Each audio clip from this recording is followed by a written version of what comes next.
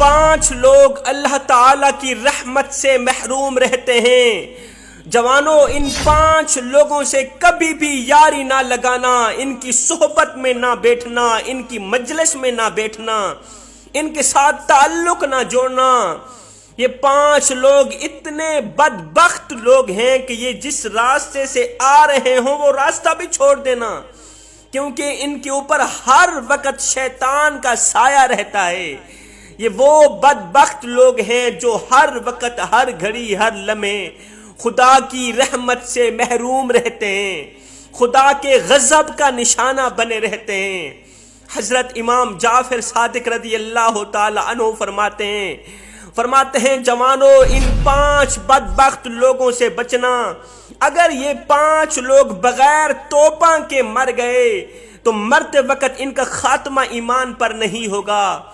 روح کے نکلتے وقت ان کو بہت زیادہ تکلیف ہوگی، بہت زیادہ درد ہوگا۔ قبر ان کے لیے جہنم کے گڑھوں میں سے گڑھا بن جائے گی۔ قیامت کے دن یہ 5 لوگ بہت بڑی شرمندگی کا سامنا کریں گے، ان کو بہت بڑا دردناک عذاب دیا جائے گا۔ پوچھا گیا حضرت آخر وہ 5 بدبخت لوگ ہیں کون کون سے؟ تو حضرت امام جعفر صادق رضی اللہ تعالی عنہ نے فرمایا پہلا قطع رحمی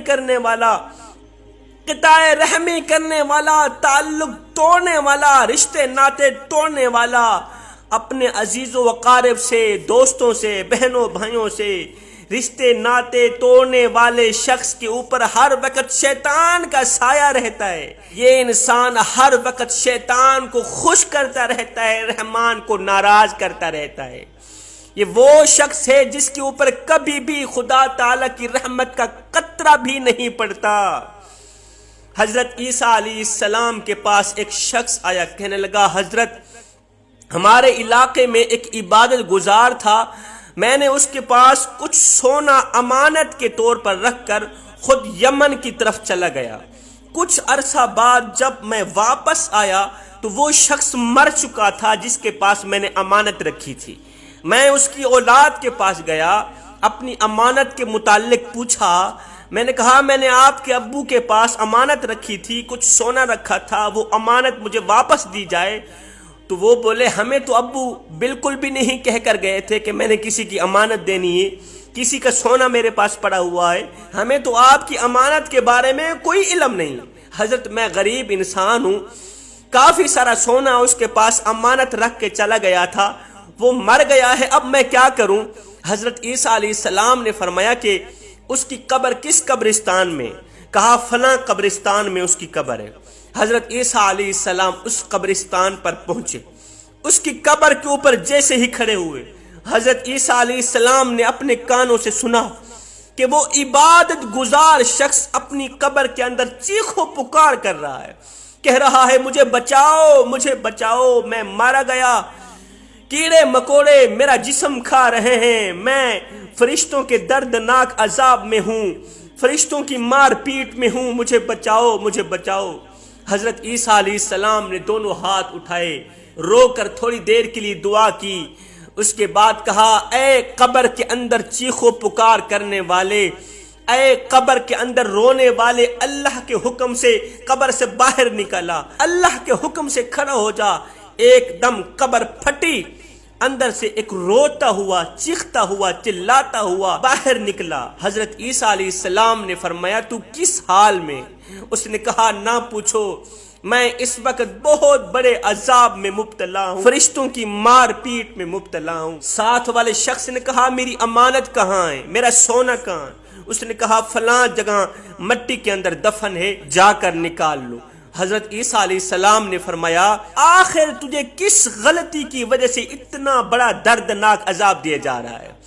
آخر کس عمل کی وجہ سے اتنا دردناک عذاب دیا جا رہا ہے کہ تیری قبر کے اندر کیڑے ہی کیڑے ہیں، بچھو ہی بچھو ہیں، آگ ہی آگ ہے، تیری قبر جہنم کے گڑھوں میں سے گڑھا بنی ہوئی ہے۔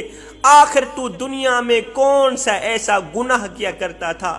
تو نماز بھی تو پڑھتا تھا اور تو عبادت بھی کرتا تھا، پھر بھی تجھے اتنا دردناک عذاب کیوں دیا جا رہا ہے؟ تو تو اس نے کہا کہ میں عبادت بھی کرتا تھا لیکن میری ایک ہی بہن تھی اور وہ بہت بڑی غریب تھی، میں مالدار تھا۔ سب سے بڑا گناہ جو میں نے کیا وہ یہ ہے کہ میں نے ماں باپ کی وراثت سے اپنی بہن کو حصہ نہیں دیا۔ ایک تو ماں باپ کی وراثت سے اسے حصہ نہ ملا، دوسرا میں نے اسے تنہا اکیلا چھوڑ دیا۔ اس کے 4 بچے تھے، ان بچوں کا باپ فوت ہو گیا تھا، میں کھا کے سوتا تھا، میری بہن بھوکی سوتی تھی۔ وہ اس قدر غریب تھی کہ اپنے بچوں کو حرام کھلانے پر مجبور ہو گئی، پھر بھی اس کے لیے میرے اندر رحم نہ آیا۔ میں کھا کے سوتا، وہ بھوکی سوتی، میں پی کے سوتا، وہ پیاسی سوتی۔ اس کے اوپر جو سب سے بڑا میں نے پہاڑ توڑا کہ اس کے ساتھ رشتہ ناتا بھی میں نے توڑ دیا۔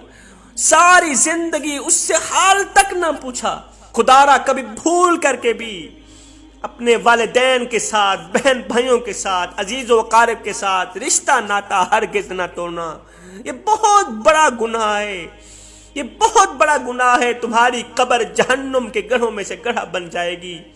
میں نے ایک بہن کے ساتھ رشتہ ناتا توڑا، اسے اس کا حق نہ دیا، اس کی فکر نہ کی، اس کی دیکھ بھال نہ کی۔ کہا اس کی جو سزا مجھے مل رہی ہے اللہ نے میری عبادت میرے منہ پہ مار دی ہے، ساتھ میں کہا او نادان، میں ہر ایک گنہگار کو معاف کر دوں گا مگر قطع رحمی کرنے والے شخص کو ہرگز معاف نہیں کروں گا۔ اس کے بعد وہ چیخ چیخ کر کہنے لگا، ہائے ہلاکت، ہائے ہلاکت، کاش کہ میں اپنی بہن کے ساتھ رشتہ ناتا نہ توڑا ہوتا، رشتہ برقرار رکھا ہوتا تو آج اس دردناک عذاب سے 2-4 ہرگز نہ ہوتا۔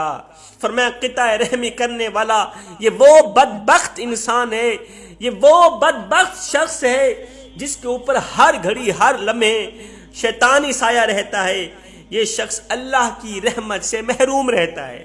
فرمایا دوسرا، جس کی بیوی بد چلن ہو، جس کی بیوی گنہگار ہو، بد چلن ہو، بد کردار ہو، یہ شخص نہ تو بیوی کو سمجھائے اور نہ ہی تو بیوی کو طلاق دے، نہ تو بیوی کو روکتا ہے نہ تو بیوی کو طلاق دیتا ہے۔ ایک بد چلن عورت تھی، نرم مزاج شوہر نے منت کی، سماجت کی کہ تو بد چلنی چھوڑ دے، اس کام سے باز آ جا، لیکن وہ باز نہ آئے۔ شوہر کے بار بار سمجھانے سے تنگ آ کر ایک دن بیوی نے شرط ظاہر کر دی، ایک خواہش ظاہر کر دی۔ شوہر کو کہا کہ اگر تو یہ شرط پوری کرے تو میں بد چلنی چھوڑ دوں گی، میں یہ گناہ چھوڑ دوں گی۔ شوہر نے کہا جلدی بتا کون سی تیری شرط؟ تیری شرط کو پورا کرنے کے لیے اگر آسمان سے تارے بھی کیوں نہ توڑ کے لانے پڑے تو میں لانے کے لیے تیار ہوں، جلدی بتا کون سی تیری شرط ہے۔ اس نے کہا میری کوئی لمبی چوڑی شرط نہیں ہے، بس شرط یہ ہے اگر تو چاہتا ہے کہ میں نیک چلن بن جاؤں تو تجھے 7 دن بھیک کے ٹکڑے کھانے پڑیں گے، بھیک کی روٹیاں کھانی پڑیں گی۔ اگر تو چاہتا ہے کہ میں نیک چلن بن 7 دن تو بھیک مانگ، خیرات مانگ، 7 دن کے بعد میں نیک چلن بن جاؤں۔ اس نے اسی دن سے گداگری شروع کر دی، اسی دن سے بھیک مانگنا شروع کر دی کہ میری بیوی نیک چلن بن جائے۔ بیوی کی شرط کو پورا کرنے کے لیے اسی دن سے بھیک مانگنا شروع کر دی، بھیکاری بن گیا۔ صبح کو بھی بھیک کے پراٹھے کھاتا، شام کو بھی بھیک کے پراٹھے کھاتا۔ 7ویں دن بیوی نے کہا کہ اب میں نیک چلن بن گئی ہوں، تجھے بھیک مانگنے کی کوئی ضرورت، آج سے تو نے بھیک نہیں مانگنی، میں نیک چلن بن گئی ہوں۔ اب اس بھکاری شوہر نے کہا او نادان، تو رہے بد چلن، تو رہے نیک چلن، میں نے یہ گداگری ہرگز نہیں چھوڑنی، میں نے بھیک مانگنے والا کام ہرگز نہیں چھوڑنا، کیونکہ یہ شخص بھیک مانگ مانگ کر رنگ برنگے کھانے کھا چکا تھا، مشقت بھی کم پڑتی تھی، محنت بھی نہیں کرنی پڑتی تھی، بس ہاتھ ہی تو پھیلانا ہے، ہاتھ ہی تو پھیلانا ہے رنگ برنگے کھانے کھانے۔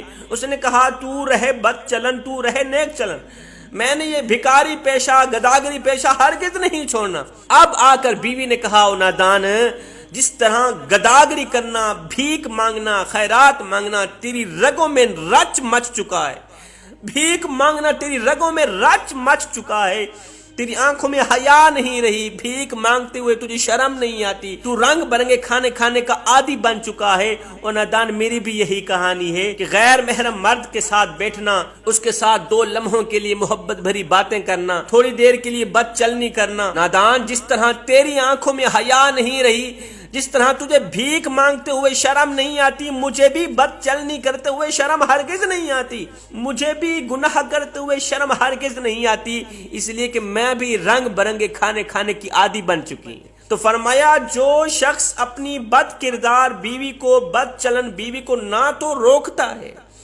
نہ تو اسے طلاق دیتا ہے، فرمایا یہ وہ بدبخت شخص ہے جو اللہ تعالیٰ کی رحمت سے محروم رہتا ہے۔ فرمایا تیسرا شخص حسد کی آگ میں جلنے والا، چوتھا تکبر کرنے والا، حسد کی آگ میں جلنے والا، تکبر کرنے والا۔ میرے کریم نبی نے فرمایا ابن آدم کی ہر چیز بری ہو جاتی، عمر کے گزرنے پر ہر چیز بری ہو جاتی ہے مگر دو چیزیں بری نہیں ہوتی، ایک حسد، دوسری حرص۔ فرمایا شیطان کو اللہ تعالیٰ ہرگز شیطان نہ بناتا، شیطان کو اللہ تعالیٰ ہرگز ملعون نہ بناتا، ہرگز مردود نہ بناتا اگر شیطان یہ تین کام نہ کرتا۔ نمبر ایک حسد نہ کرتا، نمبر دو حرص نہ کرتا، نمبر تین تکبر نہ کرتا۔ حسد، حرص، تکبر، ان تینوں چیزوں نے شیطان کو لعنتی بنا دیا۔ فرمایا 5 لوگ خدا تعالی کی رحمت سے محروم رہتے ہیں۔ نمبر 1 قطع رحمی کرنے والا، نمبر 2 حسد کی آگ میں جلنے والا، نمبر 3 تکبر کرنے والا، نمبر 4 جس کی بیوی بد کردار ہو، بد چلن ہو، نہ تو وہ اپنی بیوی کو روکتا ہے، نہ سمجھاتا ہے اور نہ ہی تو اسے طلاق دیتا ہے۔ نمبر 5 مال کے ہونے کے باوجود بھی، امیر ہونے کے باوجود بھی، اللہ تعالیٰ کی ہزاروں نعمتیں اپنے پاس رکھنے کے باوجود بھی جو شخص ناشکری کرتا ہے، ناشکری کا پٹا اپنے گلے میں ڈال کر لوگوں کو کہتا پھرتا ہے کہ میرے پاس کچھ نہیں، میرے پاس کچھ نہیں، یہ وہ شخص ہے جس کے اوپر ہر وقت شیطان کا سایہ رہتا ہے اور یہ شخص اللہ تعالیٰ کی رحمت سے محروم رہتا ہے۔